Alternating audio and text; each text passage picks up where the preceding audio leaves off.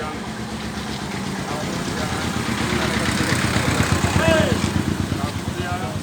একাধিক গ্রামে মুর্মু গত 5 তারিখে জল ধরাতে যাই, সেখানে হচ্ছে মার্ডার হয়ে পড়ে আছে।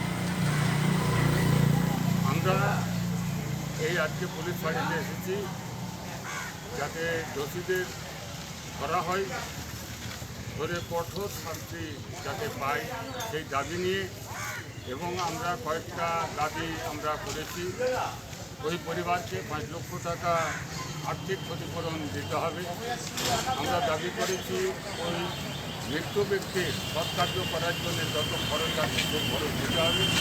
আমরা দাবি করেছি ওই পরিবারের একজন মেয়েকে চাকরি দিতে হবে।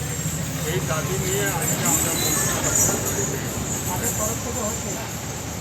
আমরা এখানে যেসব আদিবাসী সচেতনতার পক্ষ থেকে আমরা উদ্যোগ গ্রহণ করেছি। এখানে আরও অনেক সংগঠন আছে, তার সংগঠন এসেছেন রামদাস মিত্র, এখানে এসেছেন ভারত জাকাত মাঝি পারগানা মহল, তার নেতৃত্ব এসেছেন।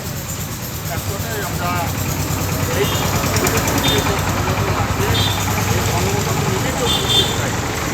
আমরা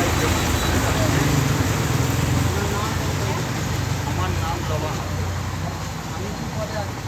আমি বিশ্বম আদিবাসী সূত্র